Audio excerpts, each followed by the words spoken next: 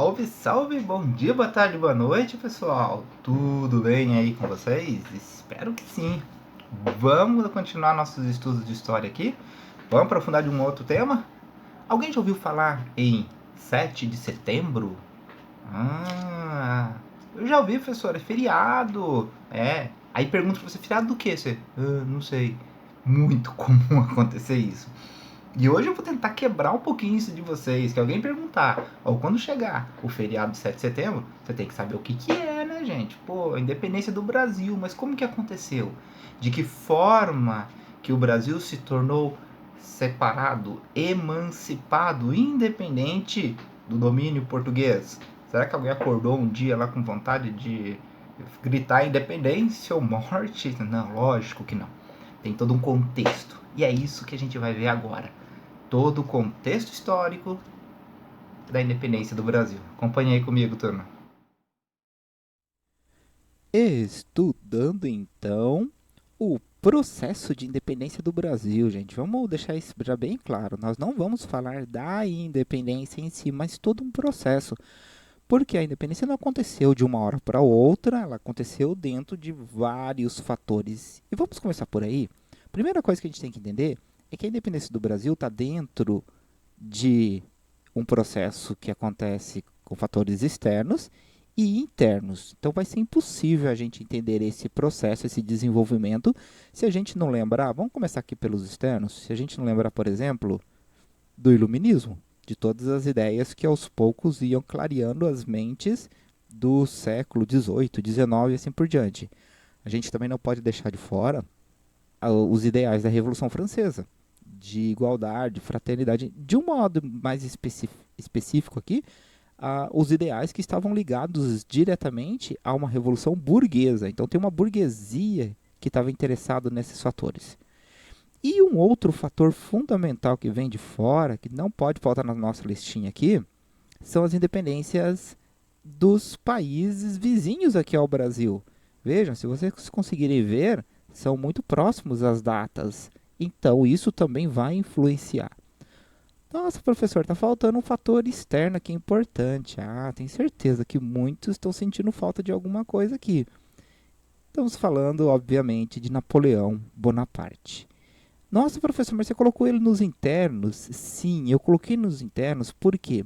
Porque esses fatores aqui, eles não vão ter uma ligação tão direta com o Brasil do que propriamente o que aconteceu com o Império Napoleônico depois da criação do bloqueio continental, onde que a família real, e aí é o porquê que eu estou colocando como interno, a família real é obrigada a vir para o Brasil fugindo das invasões napoleônicas. Então, diferentemente da América Espanhola, nós temos uma corte que vem para a colônia. Isso vai dar toda a diferença. Por quê? Porque isso aqui vai trazer alguns fatores, algumas consequências, como por exemplo, uma abertura dos portos, a abertura dos portos às nações amigas. Ou seja, o Brasil quebra o pacto colonial, ou seja, agora ela pode comercializar com outras nações também, coisa que até então não podia. E ao mesmo tempo, quem auxilia a Inglaterra nessa fuga de Napoleão vão ser os ingleses. Então isso vai levar também a tratados. Tratados como Tratado de Navegação e Comércio, tratados de amizade. Esse tratado vai fazer com que muitos e muitos e muitos produtos entrem no Brasil, beneficiando quem? Uma burguesia nacional. Então essa burguesia vai lutar cada vez mais pelos seus interesses perante todo um contexto histórico que está acontecendo. Né? E isso vai se fortalecer principalmente a partir de 1815, onde o Brasil vai ser elevado à categoria de Reino Unido, ou seja, o Brasil deixa oficialmente de ser uma colônia para pertencer ao território português como uma extensão, não mais como uma colônia, mas como o próprio território português. Não é à toa que, por exemplo, a capital de Portugal vai ser o Rio de Janeiro a partir desse momento. Então vejam, este processo se dá pelos fatores externos e internos. Não dá para a gente deixar essas questões de fora. Tá. Uma vez visto isso, nós temos que avançar um pouco no tempo. E nós vamos, mais especificamente, para o ano de 1817. Eu considero aqui um ano de festa e também de revoltas. Vamos começar pelas revoltas, pensando especificamente em Pernambuco, a Revolução Pernambucana. Né? Em Pernambuco, nós estávamos tendo uma região, veja o tamanho, Pernambuco vinha até a divisa aqui com Minas Gerais. A região em si estava abandonada com o declínio do açúcar, o Nordeste já não tinha a mesma importância que tinha antes. Os impostos que eram cobrados nessa região não ficavam na região, desciam para o Rio de Janeiro, e isso causava muito descontentamento.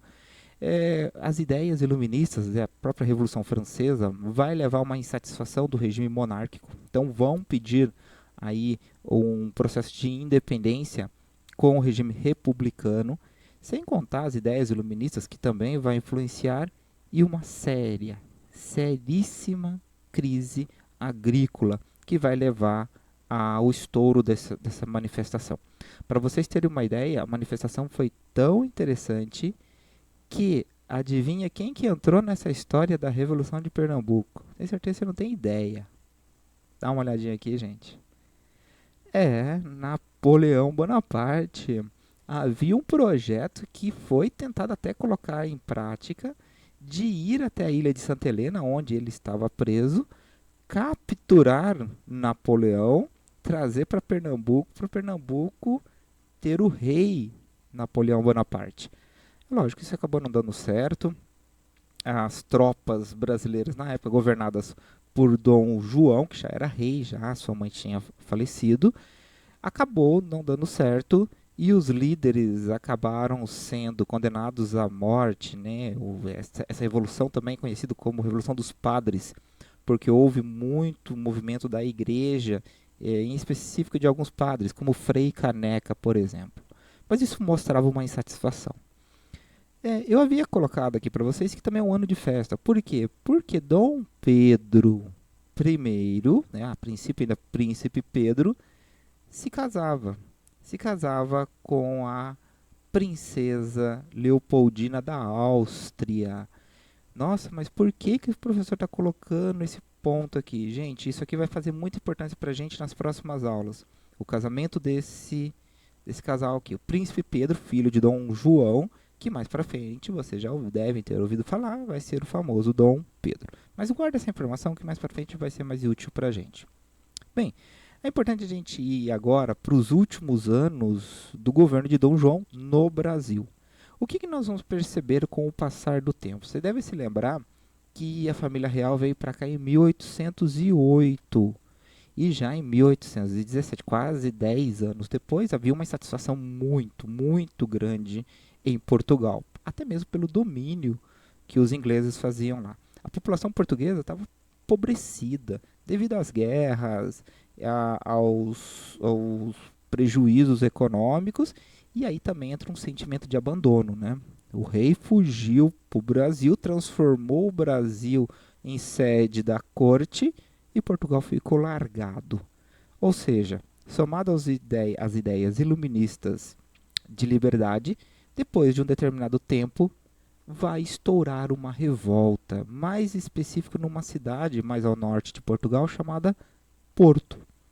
Essa revolta de comerciantes e da elite da burguesia portuguesa vai ficar conhecida como a Revolução Liberal do Porto de 1820. Essa revolução, ela exigia alguns pontos que você tem que anotar aí no seu caderno, não pode faltar. O que ela exigia? Primeiro, retorno imediato de Dom João VI. Se Dom João não retornasse, havia sério risco, inclusive, de Portugal proclamar uma república e assim Dom João perderia o trono. Outra exigência, a assinatura de uma constituição. Detalhe importante, o fato deles exigirem isso acabaria com um absolutismo, ou seja, o rei não poderia mais criar as leis por conta própria. Então, esse fator aqui seria uma mudança radical no governo.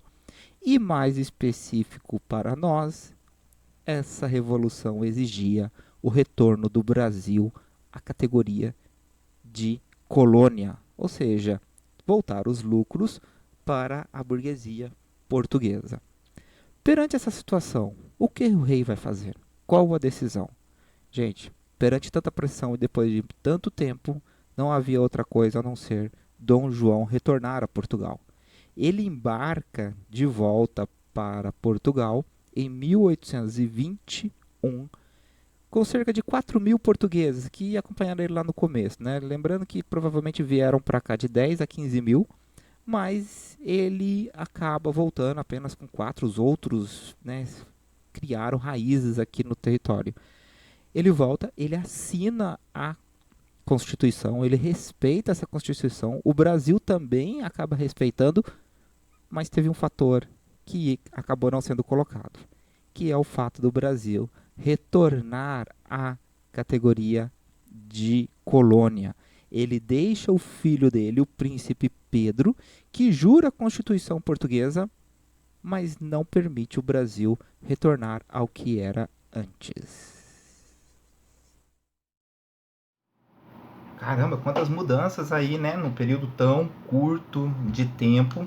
As imposições de Portugal começam a surtir efeito na colônia e tudo aquilo que foi construído durante esses quase 10 anos de governo joanino, que é o que a gente chama esse período, de Dom João, poderia se cair por terra por interesses lá de Portugal.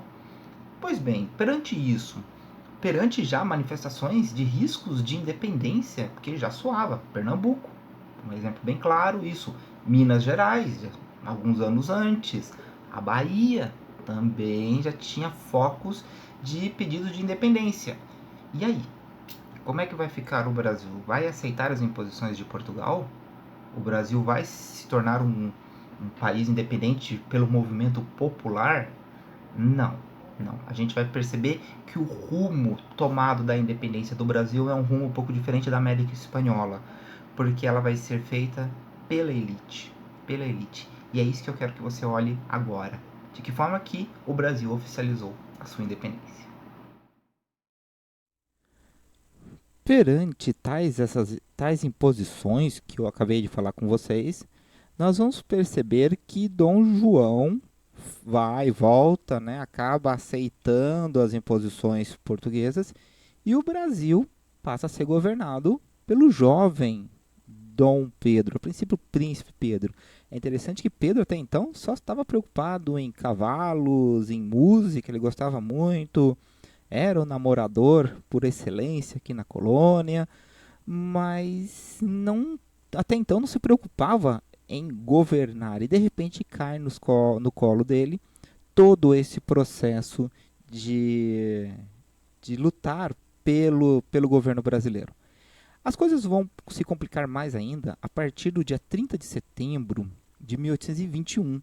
Por quê? Porque lá em Portugal cria-se um decreto no qual todos os estados, todas as províncias deveriam responder diretamente a Portugal. Ou seja, o príncipe Pedro não teria mais poder algum perante as províncias. Quando eu falo de província aqui é São Paulo, Minas, Pernambuco, Bahia e assim por diante. Os estados hoje. Além desse decreto que tirava o poder de Dom Pedro, do príncipe Pedro, ainda exigia o retorno dele com a família dele para Portugal. Ou seja, Dom Pedro se sentiu muito, muito humilhado perante isso, mesmo porque lá em Portugal eles zombavam muito dele. Para vocês terem uma ideia, um navio chegou a atracar para levar Dom Pedro, o príncipe Pedro, para Portugal. E perante isso, a elite brasileira, a burguesia brasileira na época, se junta, faz um abaixo-assinado com mais de 5.000 assinaturas, o que era muita coisa na época, pedindo o quê? Para que ele não voltasse para Portugal, para que ele ficasse aqui. Foi aí, perante toda essa agitação, todo esse movimento, que o príncipe Pedro percebe que tinha o apoio da elite brasileira e no dia 9 de janeiro de 1822 teria declarado que, como é para o bem de todos e para a felicidade geral da nação, estou pronto, digo ao povo que eu vou ficar, que ele não iria para Portugal. Esse dia, o dia 9 de janeiro, ficou conhecido como o Dia do Fico. Provavelmente ele não disse desse jeito, mas foi como os jornais da época retrataram. O que você tem que entender é que nesse dia ele dava um ponto final para as imposições portuguesas. É muito interessante que após isso ele acaba demitindo alguns portugueses que estavam no comando do Brasil, nomeia brasileiros e ele ainda vai decretar um detalhe muito interessante que nenhuma lei seria colocada no Brasil sem as ordens dele. Perante isso vai se destacar um nome muito importante na época chamado José Bonifácio. José Bonifácio. Ele era um conselheiro, um ministro de Dom Pedro e que acabou moldando esse processo aí de liberdade do Brasil. Inclusive foi dado a Dom Pedro o título de defensor perpétuo do Brasil. Bem, ele manda os navios de volta e com o recado que aqui nada será colocado, nada será feito sem a sua autorização. É óbvio que em Portugal as coisas não vão ficar tão simples assim. Bem, o que acontece? Portugal precisava de apoio, ele precisava de pessoas que concordassem com ele num eventual processo de independência. Ele chega a organizar já uma Assembleia Constituinte para leis do Brasil. E aí, procurando apoio, ele começa a mandar, a enviar pessoas para diversas províncias e ele mesmo chega a ir a São Paulo com o objetivo de buscar aí a lealdade, a amizade da elite local. Perante isso, Leopoldina, uma pessoa muito importante na história do Brasil, ela assume a regência, ou seja, ela passa a governar o Brasil enquanto Pedro ficava fora. E é nesse momento que Pedro estava fora do Rio de Janeiro que chega um navio, um barco, vindo do Porto, melhor, vindo de Portugal, em que trazia as notícias que Dom Pedro teria perdido todos os seus poderes, que ele não tinha mais poder nenhum perante o Brasil e que o Brasil iria retornar à condição de colônia. É óbvio, a situação ficou crítica. A Leopoldina, junto com o José Bonifácio, escrevem cartas e enviam para mensageiros para o príncipe Pedro, que o encontra já na saída de São Paulo, às margens de um riachinho, o rio Ipiranga, onde entregam para ele essa carta em que dizia que ele não tinha mais poder no território.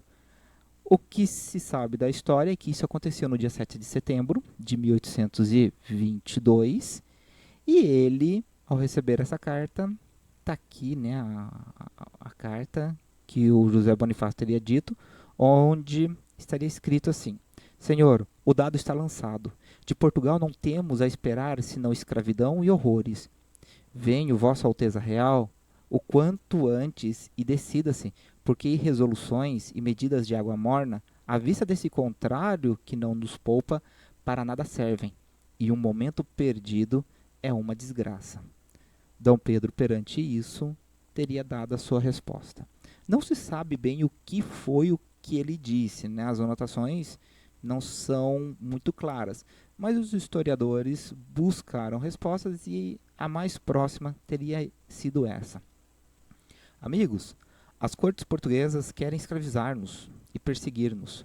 A partir de hoje, os nossos arrolamentos estão quebrados, as nossas uniões estão quebradas. Nenhum vínculo unir-nos mais.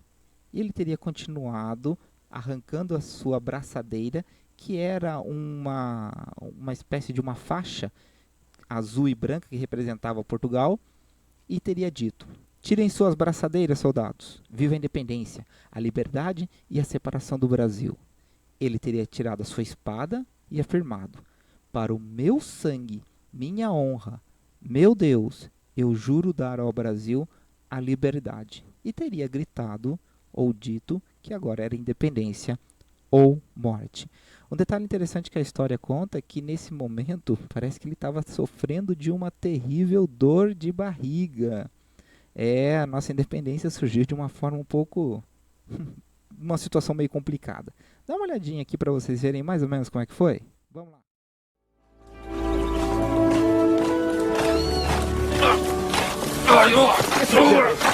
Deve ter visto alguma fêmea. Já faz uma semana desde a última. Não, Pasto, não. A leitoa? A leitoa! A leitoa do Bonifácio é mortal. Não pode ter ele só entranhas de ferro. É engraçado, não sinto nada. É o estômago dos pobres, meu caro. Fica tanto tempo vazio que segura qualquer coisa. Essa leitoa conseguiu o que nem todas as divisões da Marinha Portuguesa conseguiram.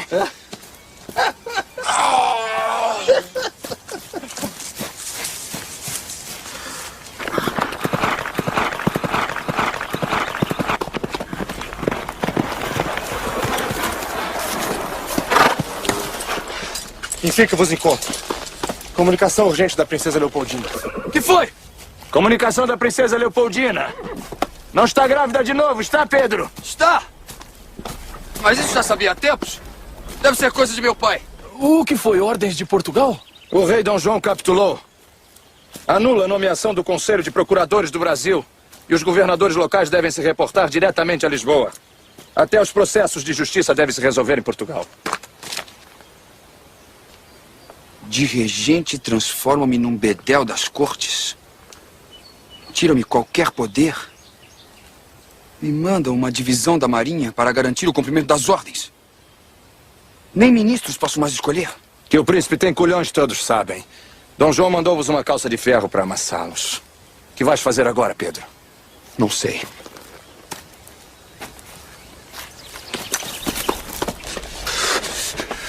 Ou melhor, já sei há algum tempo. Soldados! Laços fora! Os do uniforme! Com as armas portuguesas! Chega!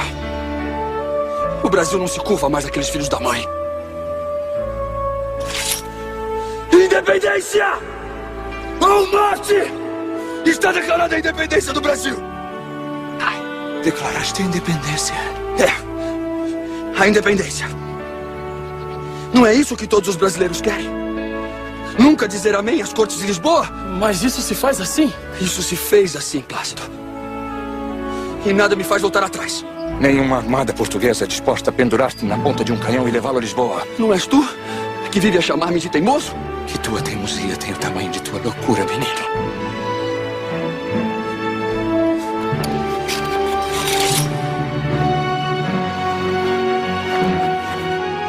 Independência ou morte!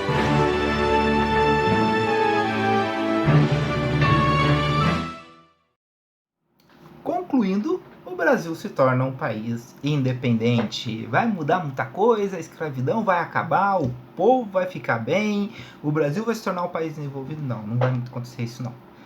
Na verdade, a elite vai continuar mandando, mas você pode perceber que teve uma diferença e o povo não participou muito não. Pelo menos neste primeiro momento, não houve muita participação popular.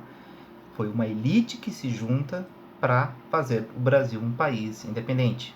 Tem os interesses particulares. Dom Pedro não queria ser mais um. Mas o que vai acontecer a partir de agora, depois do 7 de setembro, serão cenas dos próximos capítulos, gente. Tchau, tchau.